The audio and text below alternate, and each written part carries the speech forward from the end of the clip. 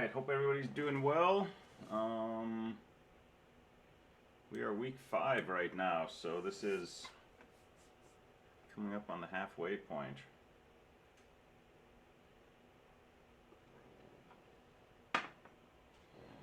Let's see, so I graded PA2 and posted grades and posted comments, and again those comments are mostly standardized, but if there was something in particular I added some detail. Nice work on PA2. So by and large, people's code worked great. Everybody followed the spec, and did everything that was supposed to be done. Probably the biggest issue people ran into was Valgrind issues. Mostly with uninitialized values or freeing something or doing something inside a block or things like that. The stuff that isn't a memory leak and doesn't necessarily cause your program to blow up, but Valgrind still reports. And again, best thing you can do if you're getting Valgrind issues is compile with a G switch, right? And then Valgrind will say at this line in this file something happened with an uninitialized value, and you look at that line and that file and you see at that point I was doing node arrow data and I was using that, and that tells you I must not have initialized that, so it gives you a starting point to go back.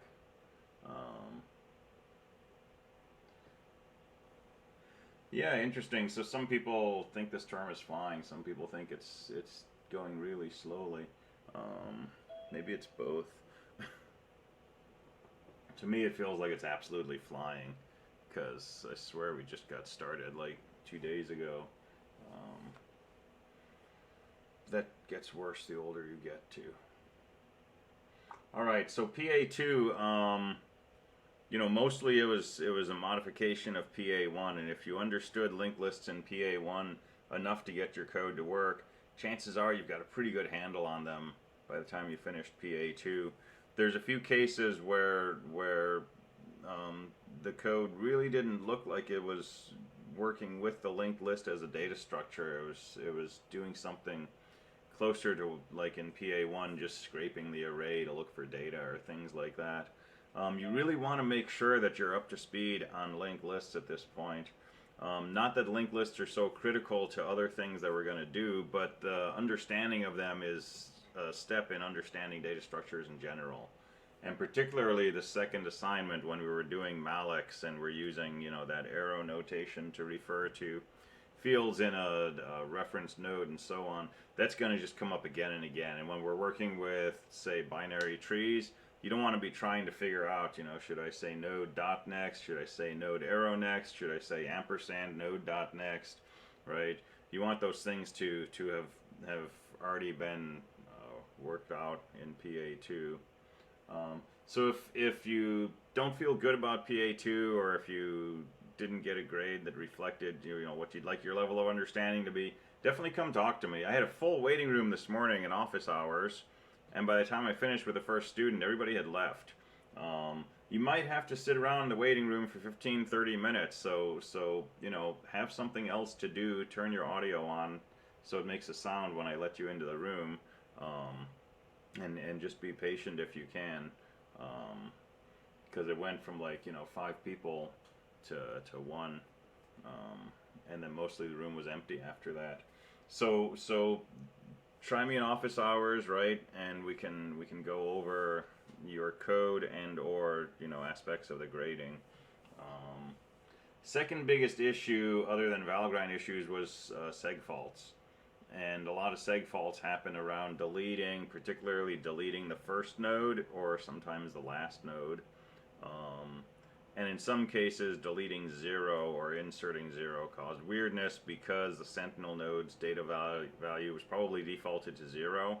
And if you stumble across that in your processing, then strange things happen. Like if I try to delete a 0 and it deletes the sentinel node, right, all bets are off. Yeah, seg faults are, and again, if you compile with a -G flag, you may get more information, but you can definitely go inside GDB and step through until you get to the seg fault, and that'll tell you exactly where the error is happening. In which case, it's nice to have, small test cases. And I do this when I'm looking at your code. I'll type in, 20 different commands, and all of a sudden it seg faults, right? Well, I don't just say, seg fault -10. So I go back and I try to reproduce that and find what was the smallest set of commands I can do that would cause this problem. And then I'll usually put that in your comments.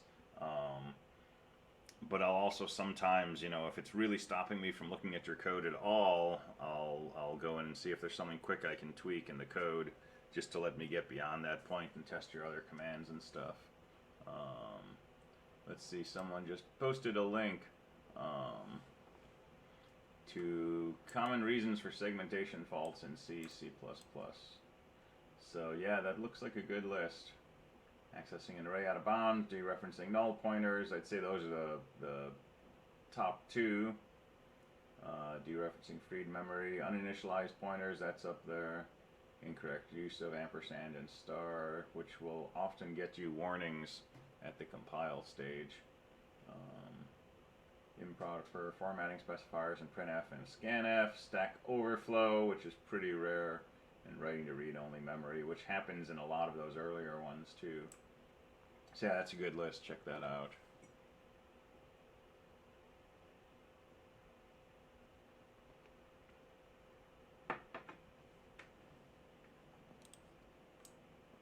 And yeah, printing the empty list when you first start is a good edge case to check. Also, exiting before you do anything with a list is a good edge case to check. But finding bugs is something that takes practice, which seems silly, right? Because when you're learning to code, you're inundated by bugs everywhere, right? But when you're coding and you're writing code that generally is bug free, you still want to try to find bugs, right? It's an aggressive search for something that breaks your code, and that can be hard to find. But it's a good skill to be able to ferret those out. All right, any other comments or reflections or questions up to this point, PA2 or stacks or queues, or on the start of hashes that we made? We're going to dig more into hashes this week.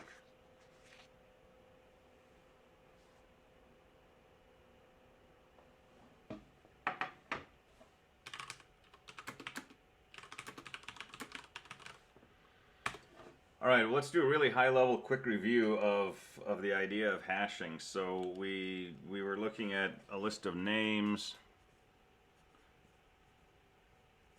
and offices and asking how to store these in a way that let us retrieve them efficiently. And the first idea is just make a straight one-dimensional array and check for all the names to see if it's the name you're looking for, and if it is, pull off the office information. And that's slow, that's order n. And so then someone suggested making 26 arrays and using the first letter of the name to point to an array. And that gets us, better performance, 1/26th the access time usually. And if you want to do even better, you can pick off the first two letters of the name and have 26 squared arrays. And the first two letters point you to an array, and that array only contains names that have the same first two letters. So those are going to be smaller. And if we take this to an extreme, let's say we have 10 letters.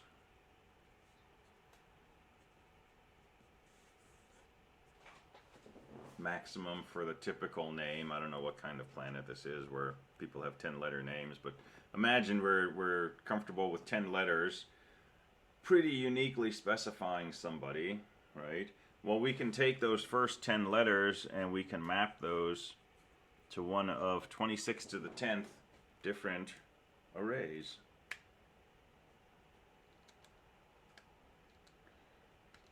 And so each of those arrays contains all the information for anybody with the same first 10 letters. So, you know, if it was blah blah the first, blah blah the second, blah blah the third, they might all end up in the same array. But certainly, you know, on average, the entire universe of names is going to be split, you know, theoretically equally into that many different pieces. Your arrays are going to be really small. And searching for a name is going to be, you know, a few operations at most. So how do we do this mapping from a name? Well, if we map on first letter,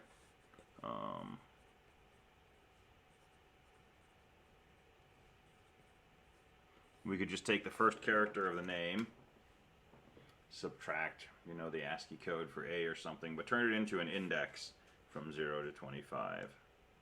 If you wanted to use the first two characters,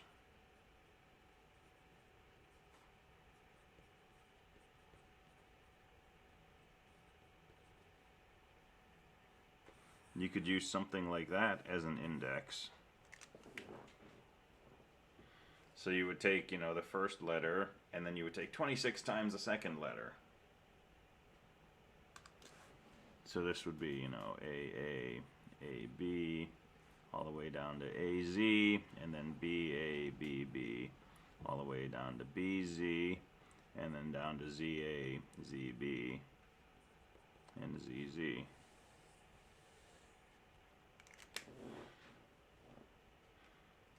And it's 26 times the second letter because the number of arrays where the first letter was an A are 26, and the number of arrays where the first letter was B are 26. So if I wanted to find CA, for example, I'd have to go down 26, 26 twice, right? And then that would point me to my CA. So this kind of index math pops up a lot. Right, this is how we address pixels in memory when we're doing low-level graphics. You have a display, and it's got a certain width and a certain height, and you're storing your information by going across and coming down. So if you want to find the location in memory of some element on your display, right, it's the row times the width plus the column number. And you'll encounter that all the time when you're doing graphics or things like that. But we're not going to use this formula anyway, so it's just an example. But the idea is this is taking a name, right, and turning it into an index. And so that's the thing we call a hash function.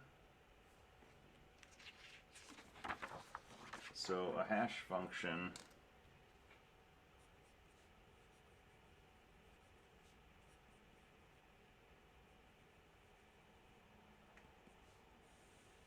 H takes a key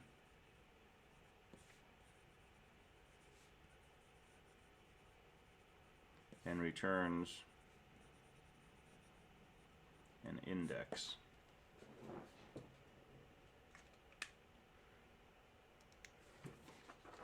Now, when we're talking about hashes, we're always going to be talking about pairs of information.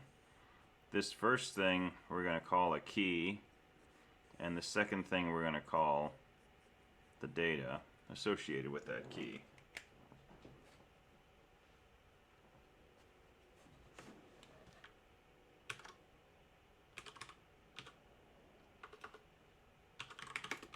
So we're always going to have this key data pair. The key is the thing we use to locate the data, and the data is associated with the key. So directory of names and offices, right? The key would be the name, the data would be the office. But this could be, you know, a name with which we have associated, you know, a department and an office and a set of office hours and a schedule of classes and all kinds of other stuff, right? And that would be a big set of data associated with the key. When you want to access any of that data, what do? You go into your hash with the key and you say, give me the data associated with this. And it comes back with this thing and drops it on your desk and says, here's your data, right? So this is more general than just, you know, here's a string, here's a string. But we'll mostly deal with, you know, strings and one piece of data. But think of, you know, a structure, for the data. All right, so how do we find this data using a key? So this is what the hash function does. So we're going to think of hashes as basically an array.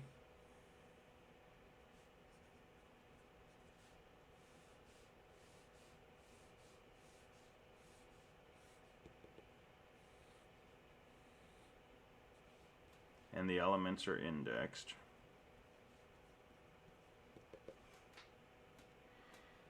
And we're going to split this into two.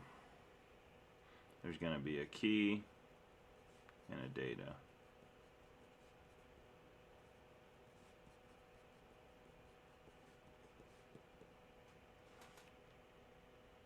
All right, so if you're looking for a particular piece of information on a key, say K,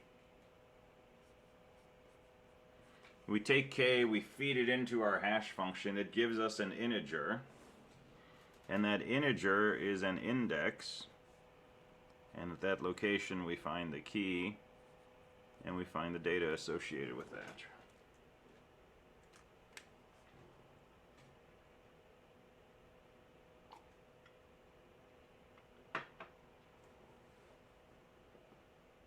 So this is like a card catalog, right? You want to find a book, so you look up the book in the card catalog, and it gives you a number, and that number tells you where to find it in the stacks.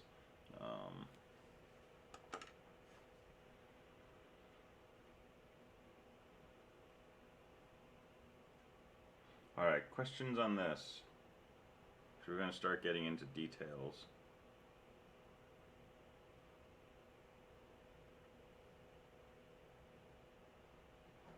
And as I mentioned Friday, this is also considered an associative memory, right? Because we have data associated with particular keys. And if you're really rocking some coolness, right, your data is actually another key into maybe the same hash. And so from one key you can get to another key, and you can get to another key, and you can start following these links of associations. And now you're like building up some kind of like associative memory system, which is fun. All right, makes sense for the most part. That's good enough for now. So the hash function takes a key and returns an index. Why isn't the key also the index? Because the key is something like, you know, Nick Macias, and you can't access an array with an index of, quote, Nick Macias. We access arrays with integers. So do you want hash bracket 0, hash bracket 5, hash bracket 17, right? Well, I want hash bracket Nick Macias. Well, that doesn't make sense to see. We can't access arrays like that. So the hash function is a go-between. If I want hash bracket Nick Macias, I run Nick Macias through my function h. That gives me an integer. I look at that element in my array. But this is implementing the arrays we used in 224 exactly, right? So in 224 we looked at associative arrays. You could declare them with a dash uppercase A. That's what we're implementing here. So in 224 we could actually make an array, and we could access, you know, element bracket, some string, a phrase from our book, for example, right? That's what we want to be able to do in C or some other language. So this is the go-between, to go from that non-integer index to an integer index.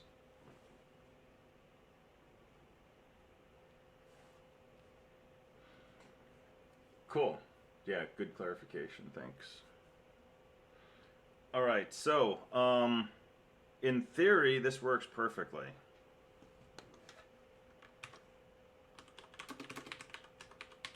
Right? In theory, I want to know where some piece of data is. I run it through a hash function. It gives me a unique index, and at that index I find the data associated with that key.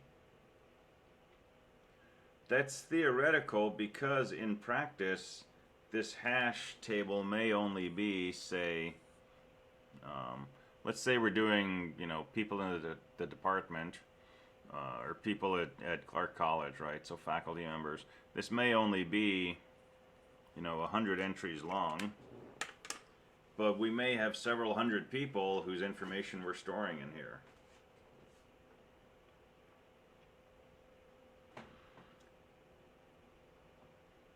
This is exactly the same concept as hash maps in Java.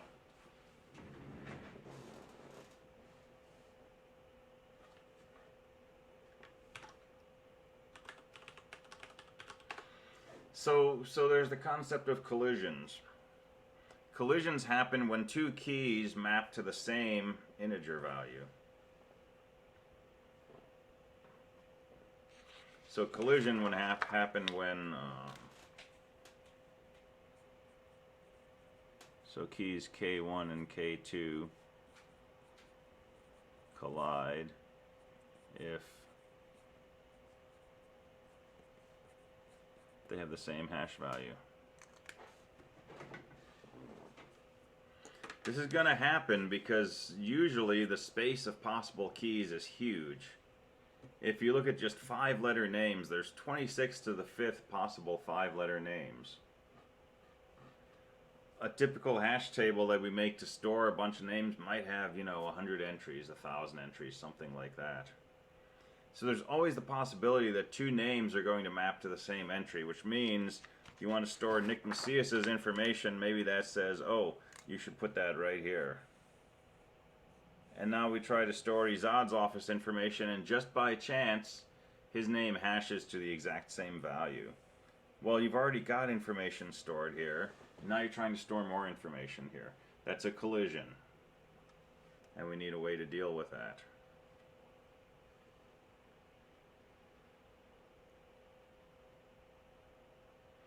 And even if you only store two names in your hash, it's possible those two names map to the same index and you've got a collision.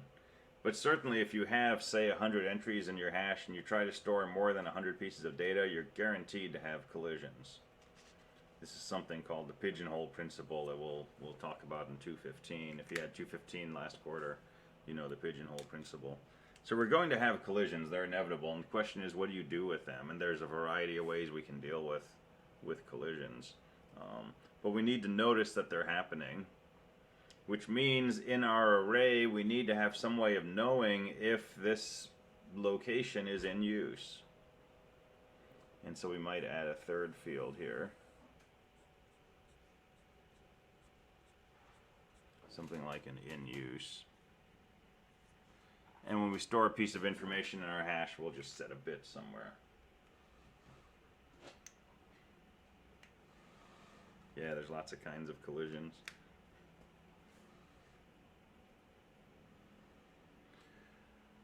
Alright, so we're going to build up our picture of what this hash table will look like in memory. And again, we're thinking of this in terms of C. Now, C has libraries that support hash functions. There's a thing called DBM that works beautifully. Other languages, Bash, Java, right, have these things built into the language. But we want to understand how to make our own, which we may do for a programming assignment.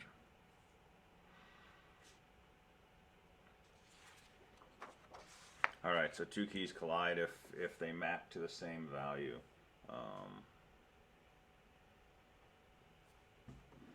So let's look at sample hash functions.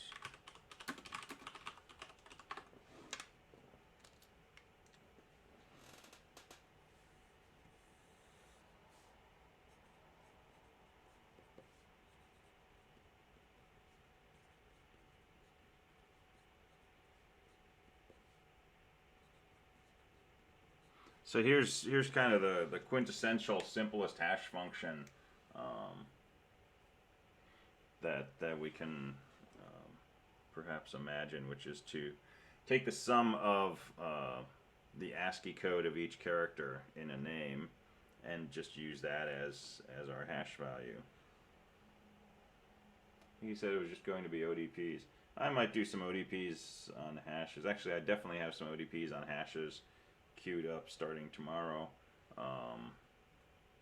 We might also do a programming assignment. I don't know. I haven't figured out PA3. So we can add up the characters in the name and get a big integer, right?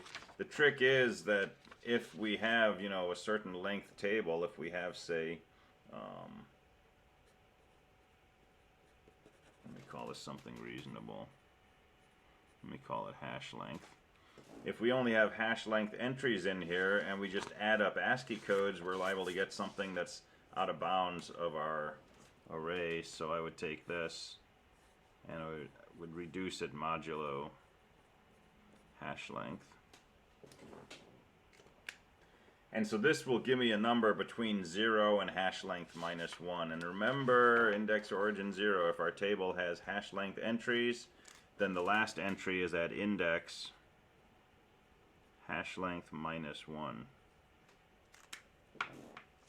So don't try to access element hashlen. You'll be out of bounds. So if we take mod hashlen, we go from 0 to length minus 1. So that's a simple hash function for a string, right, where our key is just some string. It's probably not a very good hash function in general, depending on the nature of your data. So, so if I was hashing, say, student IDs, right? So we're going to take our CTC link ID. I think that actually is someone's CTC link ID, but I'm just doing it as a random one. So here I'll put a 3 in the front. There we go. Right. So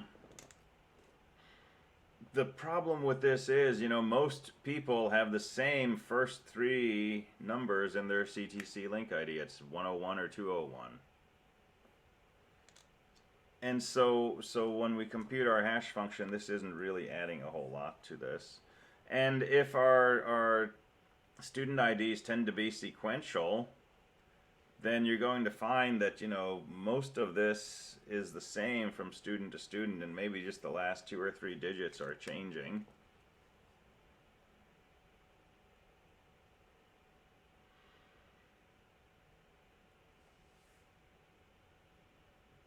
And this is also going to lead to what's called clustering. And clustering is basically having a bunch of information stored near each other in the hash table. And if we think of our data as being more or less random, our keys as being more or less random, the ideal would be, you know, to sort of pepper your whole hash table array so that your keys are scattered throughout it. As opposed to, you know, all of this is empty and all of this is empty, and right here is a big blob filled with used keys, right? Because if all your data is clustering in this tiny little spot, you got a better chance of collisions. You really want your data to be distributed kind of evenly throughout the space. So there's a whole science you can get into of designing a hash function. It depends on the nature of the data, but you know, here's a slight modification.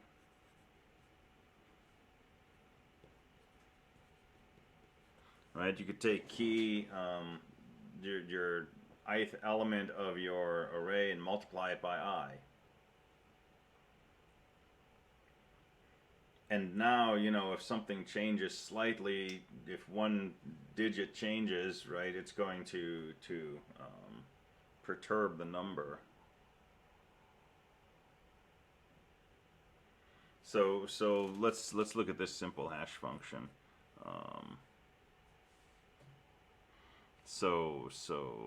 Cat and tac, they're going to hash to exactly the same location because I'm just adding up, you know, the ASCII codes. If I do this, these would hash to different locations because I'm weighting each letter. And multiplying by I, if I starts from 0, I'm going to be throwing away my first one, so I might actually want to multiply by like 1 plus I. Or maybe I want to multiply by 1 plus I cubed. And multiply that by the ith letter.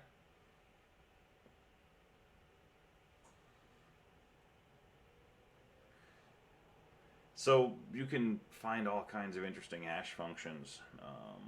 But they all have the same property. You basically go in with a string, in this case, and you come out with an integer between 0 and hash length minus 1. Yeah, there are some good induction proofs we could do here, definitely.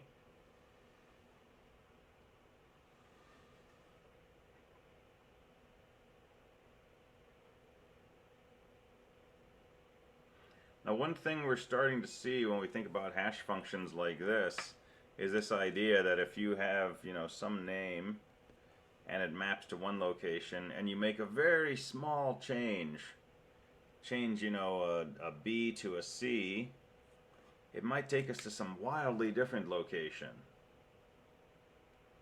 As opposed to this, which would just move us up, one spot in the hash because our sum would be one bigger because we changed a B to a C.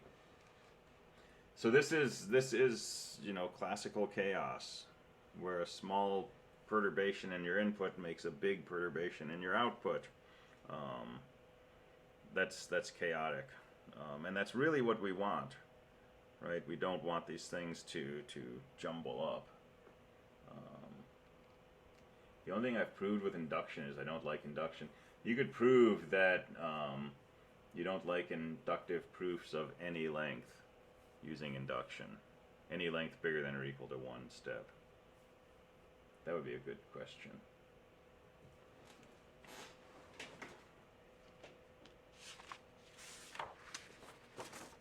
Alright, so some kind of hash function takes the key, gives you an index.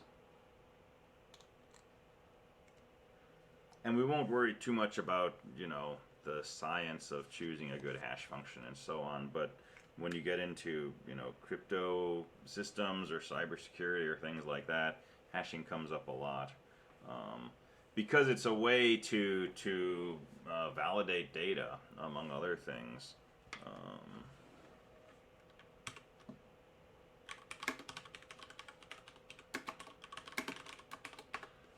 So here's a bit of a side note, but it's a good point to talk about it. Data validation, right?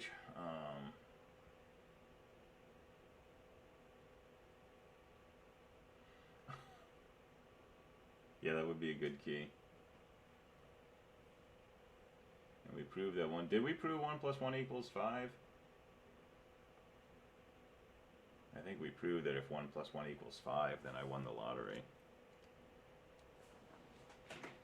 Suppose you have a program and you compile it and you put it out there on the web for people to download. And this program, let's say it's called Putty.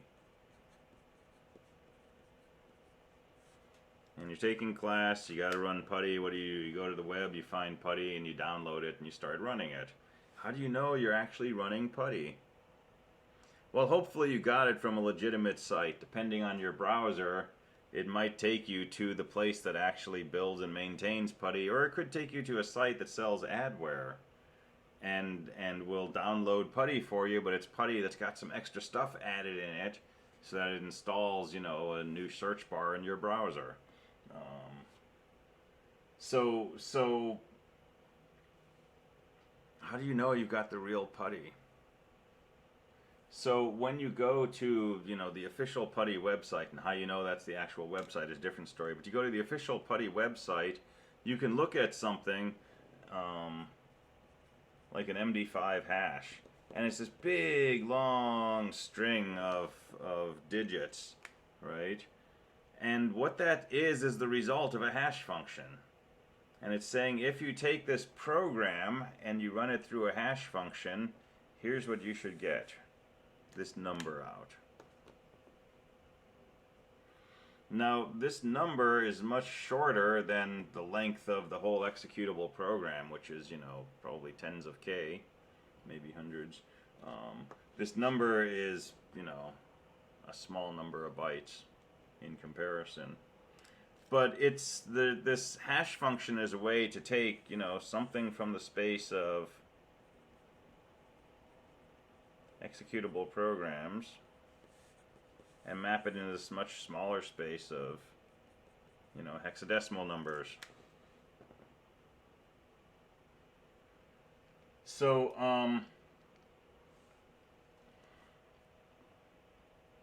the people who release this have run this through the hash function and put on their website, what's the MD5 code, what's the result you should get when you run this through the hash.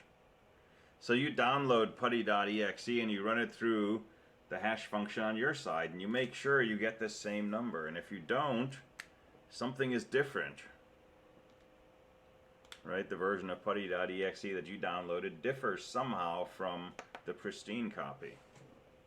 And so you don't go ahead and run it. Now, if you made this hash function, let's just add up each byte in here and reduce it modulo 256. That's not a very good hash function. Because if you want to add malicious code to here, well, you go ahead and you do that, and you know, when you generate the sum of all those bytes, you're going to get a different number. But if your sum of bytes is off by, you know, 73, well, you just add one more character with ASCII code 73 somewhere, and now when you add up the ASCII codes, you end up with exactly the same thing you got when you added up the codes for putty.exe, and it looks legitimate. So these hash functions are made so that if you make one change to this file, you'll get a totally different hash. And it's very difficult, once you have a file and you know what the hash function is, it's very difficult to figure out how to change this to create a particular hash. In other words, to spoof. And that's critical for when you're doing you know, authentication like this. So you want to make sure that you cannot choose what to put in here in order to generate a particular hash value. And so if you have a file that generates the given hash value, you can be pretty sure that it's the original pristine file.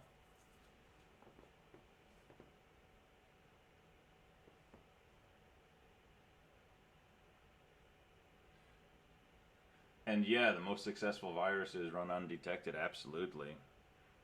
Bad viruses are not the ones that you know, wipe out your files or lock you out of your account. They're the ones that sit in the background and gather keystrokes and send them off and build a database for 5 years, you know. Or the ones that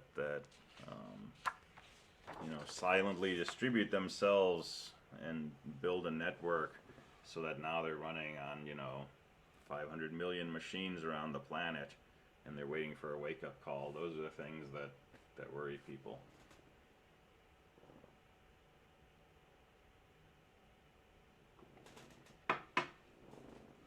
All right, so so what do we do about collisions?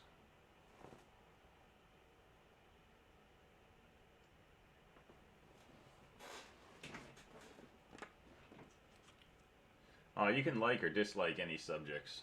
There's no right or wrong answer for that.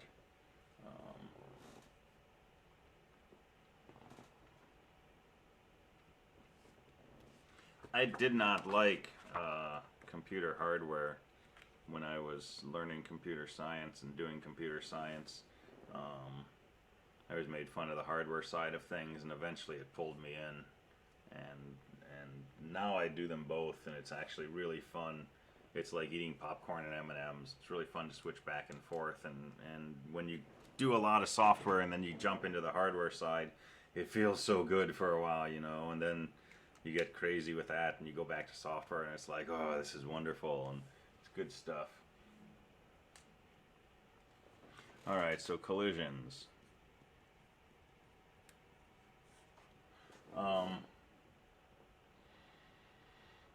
The problem is, right, the space of possible keys is much bigger than the space of things that we're mapping into. And so things are going to map to the same location, and that gives us a collision. So what do we do about it?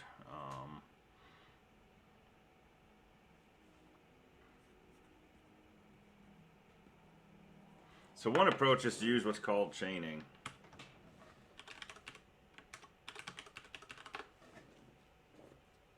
So what does chaining do? The data that we store in the hash, instead of being the actual piece of data that we want, it's a sentinel, and it points to a linked list. And in that linked list, we store, you know, one node for each piece of data, whose key mapped to that same location in our array.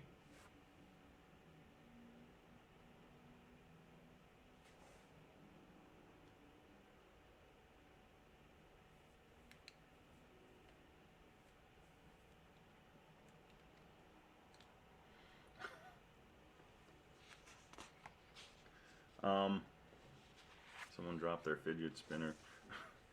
All right. So chaining. So each location in the hash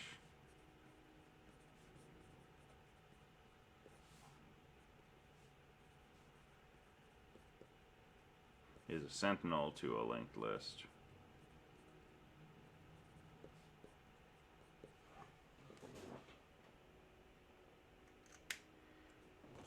Alright, so we hash Nick and it comes down here, and we hash Izad and it comes down to the same location, right? Well, what we're finding here is a pointer to a linked list.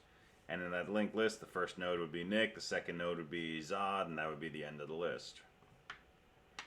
So the hash function gets you to a sequential collection of things that map to the same location, and then you just kind of, march down the list sequentially, order n, and look for the particular piece of data that you're interested in. So this is really straightforward to use, right? It's really just saying, well, we got 15 things that all map to this location. We're going to store all 15 of those in a linked list that you can get to from this piece of data. So when you want to store something, map it to an index, go to that index, there's a linked list, add it to, the linked list, beginning or end. When you want to search for something, hash the key to an index, go to that index, search the linked list.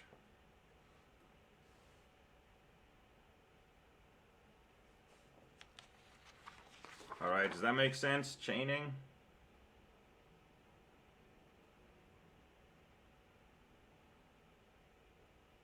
I really hope things are back in person in fall. I hope they're in person when you get to WSU, because that would be fun.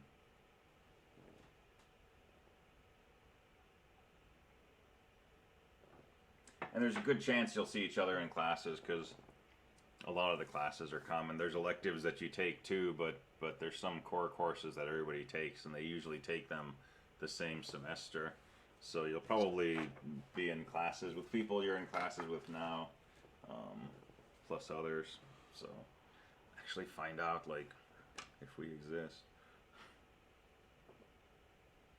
Yeah, there's some awesome electives at WSU. There's like game design and mobile app and AI and all kinds of stuff. Networking.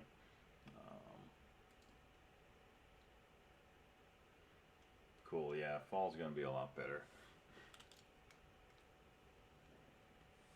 Alright, so this is one approach to dealing with collisions, is chaining. And it's pretty straightforward. It takes code to implement, but it's a pretty straightforward concept.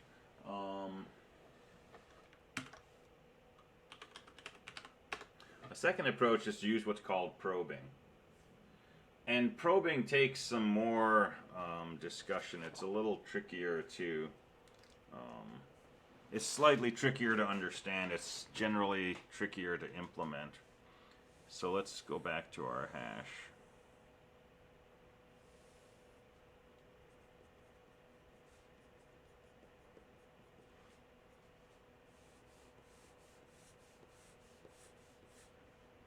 Okay, so let's take some key, key 1, and hash that. And let's say that points us right here. So we store key 1 and we store data 1. And let's take a second key, key 2, and let's say that maps us right here. So we store key 2 and data 2.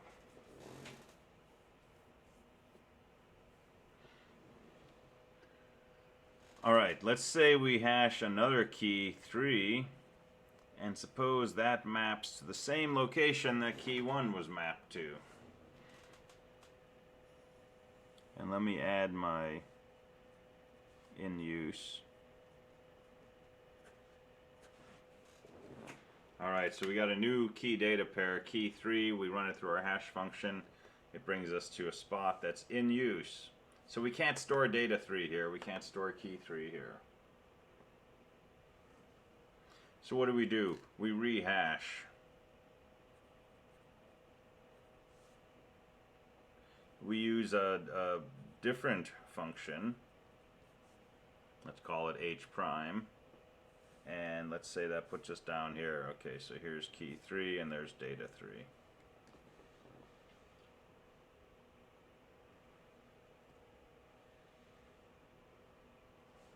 Now let's say we hash K4 and that maps us to this location. That's a popular location. Alright, it's in use. We have to hash again, so use a different hash function. And let's say that maps us up here. Well, that's in use too, so we use a different hash function. And maybe that, you know, collides with this entry, which is in use. So we use another hash function, and maybe that one finds a spot that's available, so we store key 4 and data 4 there.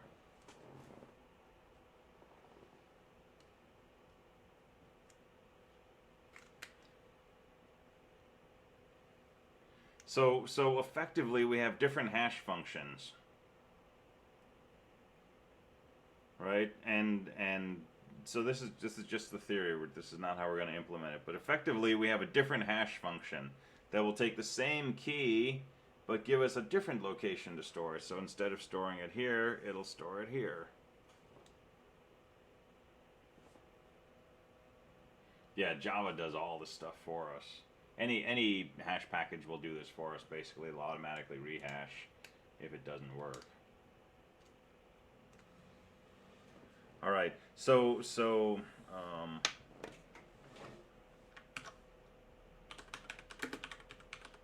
instead of actually having, you know, 4 separate hash functions, h1, h2, h3, h4, we make our hash function something that has 2 arguments. So we have a hash function which takes a key, but also an integer, which we'll call the probe. And this is the attempt number.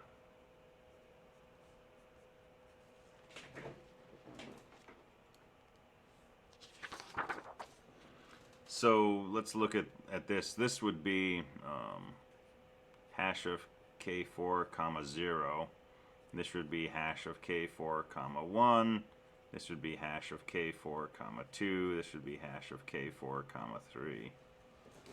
So when you want to hash to a different location, you just increase the value of this second argument. So we always try to hash with a probe value of 0. And if that's an available spot, we use that spot. If we get a collision, then we try to probe with a hash value of 1. If we get a collision, we probe with a hash value of 2, and so on. And this is going to be order 1 in the ideal.